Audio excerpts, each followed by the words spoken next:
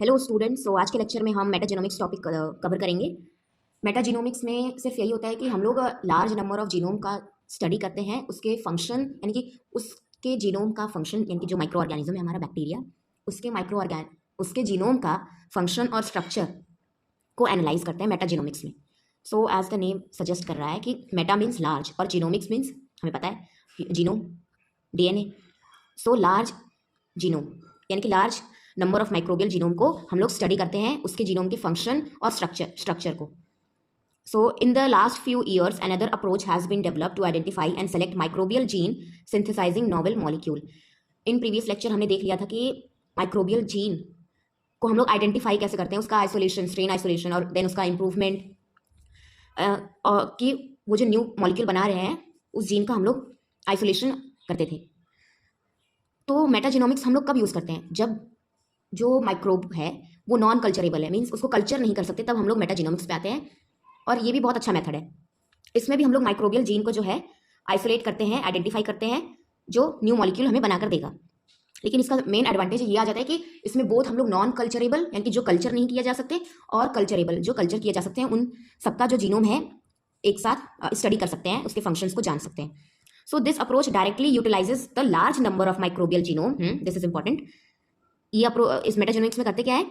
Large number of microbial genome present in environmental निच, यानी कि जो हमारे सराउंडिंग्स, इन्वायरमेंटल सराउंडिंग्स हैं उसके वहाँ से हम लोग लार्ज माइक्रोबियल बैक्टीरिया यानी कि माइक्रोब्स को हम लोग लेते हैं, एंड देन उसके जीनोम को हम लोग आइसोलेट करते हैं। So large number of genome हम लोग यूज़ करते हैं, जो हम लोग और जो माइक्रोब यूज़ करते हैं वो हम लोग इन्वायरमेंटल सराउंडिंग से ले लेते हैं, जैसे कि सॉइल। सो पहले हम लोग आप लोगों को एक ओवरव्यू दे देती हूँ कि जो मेटाजेनोमिक्स है वो करते कैसे हैं, देन हम लोग आगे पढ़ेंगे। सो मेनली मेटाजेनोमिक्स में ये स्टेप्स होते हैं। सो फर्स्ट स्टेप जो होता है वो होता है isolation of DNA from environmental sample. जैसे कि हमने सॉइल ले लिया, वाटर भी ले सकते हैं, और भी कुछ जहाँ से भी हमें माइक्रोब्स मिलते हैं वहाँ से ले लेंगे। सो हमने मान लिया कि सॉइल से हमने सैंपल ले लिया अपना माइक्रो ऑर्गेनिज्म का यानी कि माइक्रोब्स का, एंड देन उसका आइसोलेशन ऑफ डीएनए, देन उसको उसके जीनोम को यानी कि डीएनए को आइसोलेट किया। देन मैनिपुलेशन ऑफ डीएनए में क्या करते हैं कि पहले ये जो जीनोम मिला हमें, हमने जो आइसोलेट किया बैक्टीरिया से, उसको हम लोग पहले उसको रेस्ट्रिक्शन एंजाइम से डाइजेस्ट कराते हैं। जैसे हमने आरडीटी में पहले चैप्टर में पढ़ रखा है कि रेस्ट्रिक्शन एंडोन्यूक्लियस से हम लोग डीएनए का जो डाइजेशन कराते हैं, सो हमें फ्रेगमेंट्स मिल जाते हैं। तो जीनोम का हमने मीन्स रेस्ट्रिक्शन एंडोन्यूक्लियस से डाइजेशन कराया तो हमें फ्रेगमेंट्स मिले, एंड देन हमने लिया वेक्टर जिसके अंदर हम लोग इंट्रोड्यूस करेंगे इस फ्रेगमेंट को। सो यहाँ पे एग्जाम्पल जो लिया गया है वो है बैक वेक्टर का, एंड देन हमने फ्रेगमेंट बना लिया जो हमने जीनोम निकाला था from the sample, and then उन दोनों को लाइगेट करा दिया। Ligation of fragment with vector, vector के साथ अपने फ्रेगमेंट जो है वो जोड़ दिया, एंड देन इसको कल्चर किया हमने इन इकोलाई। एग्जाम्पल लिया गया बैक वेक्टर को कल्चर किया हमने इन इकोलाई, यानी कि स्टेप्स में तो सीधे कि सैंपल से जीनोम का हमने रेस्ट्रिक्शन एंजाइम का डाइजेशन कराया, एंड देन उसको वेक्टर में इंट्रोड्यूस किया, इंसर्ट किया, देन उसका कल्चर किया। कल्चर में जो जो जीनोम है उसका साइज बढ़ेगा, मीन्स वो एक्सप्रेस करेगा अपने आप को, मतलब प्रोटीन बनाएगा, क्योंकि अब वो इकोलाई में है तो मतलब वो एक्सप्रेस करेगा। अब वो जो डीएनए हमने पढ़ रखा है आरडीटी चैप्टर में। फिर हम लोग इसका जो है इस कल्चर में जो हमें प्रोटीन मिल रहे हैं, यानी कि जीनोम जब यानी कि जीन जो है जब एक्सप्रेस हो रहा है तो प्रोटीन प्रोड्यूस कर रहा है ट्रांसलेशन और ट्रांसक्रिप्शन करके। सो हमें जो प्रोटीन मिल रहा है हम लोग उसका एक्सप्रेशन देखते हैं, उसका एनालिसिस करते हैं और देखते हैं एक्सप्रेशन ऑफ डिफरेंट प्रोटीन्स कि वो क्या क्या, उनका क्या स्ट्रक्चर है, क्या फंक्शन परफॉर्म करते हैं। अगर उसको किसी के अंदर इंट्रोड्यूस करा दे तो उसके अंदर क्या चेंजेस आते हैं, तो हम लोग सीधा प्रोटीन का जो है एनालिसिस कर लेते हैं सीधे सीधे। सो ये पूरा जो स्टेप है ये होता है मेटाजेनोमिक्स में। Large number of microbial DNA को हम लोग स्टडी करते हैं, इसीलिए इसका नाम मेटाजेनोमिक्स है। सो हमने मेटाजेनोमिक्स के जो मेन स्टेप्स हैं वो देख लिए, अब आगे हम लोग पढ़ लेते हैं। सो यहाँ पर भी वही एक्सप्लेन किया जो मैंने अभी अभी आपको एक्सप्लेन किया। सॉइल से हमने सैंपल ले लिया, और भी कहाँ से ले सकते हैं? In water such as ocean से ले सकते हैं, ह्यूमन गट से ले सकते हैं। These genomes are contributed by both culturable and non-culturable variety. Means मेटाजेनोमिक्स का हम लोग यूज़ कर सकते हैं for both culturable and non culturable variety. अब देखो कल्चर वाले मेथड में जो हमने पीछे कर रखा था स्ट्रेन आइसोलेशन में, उसमें हम लोग सिर्फ कल्चरेबल माइक्रोब का जो यानी कि नॉवल प्रोडक्ट जो जीन प्रोड्यूस कर रहा है वही हम लोग देख सकते हैं, उसको आइसोलेट कर सकते हैं। लेकिन नॉन कल्चरेबल का हम लोग क्या करेंगे? सो नॉन कल्चरेबल के लिए हम लोग यूज़ करते हैं metagenomics. This is also important.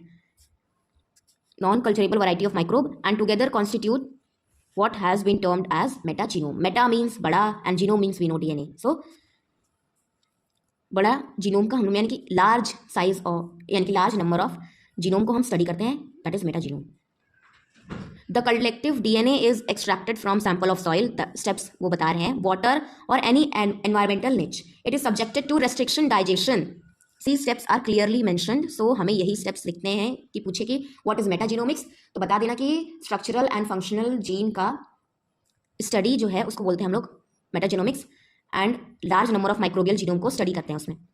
And फिर पूछे उसका स्टेप्स जो होता है, सो हम लोग सैंपल से अपने माइक्रोब का सैंपल लेते हैं फ्रॉम इन्वायरमेंटल सराउंडिंग्स, देन उसको रेस्ट्रिक्शन एंजाइम से डाइजेशन कराते हैं उसका, रेस्ट्रिक्शन एंडोन्यूक्लियस यूज करके जो, and the fragments are cloned as described in first chapter, ऐसे बोला वो मैंने स्टेप्स आपको समझा दिया। The clone are then screened for presence of variety of molecule, the clones expressing novel molecule or molecules which with improved characteristics are used for large scale production by fermentation techniques described in this chapter, ये हमने पढ़ रखा है।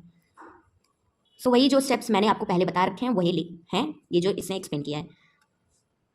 Now the metagenomic approach not only gives the scientist an opportunity to cast a wider net on microbial resource present in the environment to fish out genes of our interest, it also gives them opportunity to analyze the genome of microbes without culturing these in laboratory।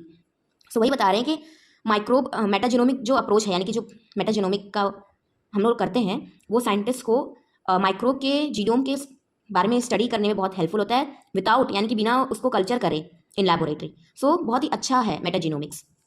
सो हम लोग large number of microbes को जो है उसके genome का function और structure उसका analyse कर सकते हैं, analyse the genome of the microbe without culturing, उसको बिना कल्चर किए हम लोग उनके जीनोम के बारे में जान सकते हैं। Thus, it is really a very useful approach to study those microbe, which are difficult to culture in laboratory and have never been cultured in laboratory as yet, and analyze these to see if they carry any gene which may be exploited for human use। So वही बोल रहे हैं कि ये approach useful है for study of those microbe, उन microbe को study करने के लिए जो कल्चर नहीं किए जा सकते इन लैबोरेटरी। तो हमें उनके जीनोम के बारे में भी हम एनालाइज कर सकते हैं, उनके जीन के बारे में भी, जो हमारे लिए नॉवल प्रोडक्ट, हमें एक अच्छा प्रोडक्ट, यूजफुल प्रोडक्ट बनाकर देंगे और उसको हम लोग एक्सप्लॉइट कर सकते हैं फॉर ह्यूमन यूज़। और ये जो टिपिकल प्रोसीजर डिपिक्टिंग मेटाजेनोमिक अप्रोच जो ये फिगर है इसको हमने ऑलरेडी देख लिया है। सो वही प्रोसीजर है जो हमने पहले ही देख लिया था। सो नेक्स्ट लेक्चर में हम स्ट्रेन प्रिजर्वेशन देखेंगे। सो ये था मेटाजेनोमिक्स एंड हम लोग नेक्स्ट लेक्चर में स्ट्रेन प्रिजर्वेशन देखेंगे। So thank you so much.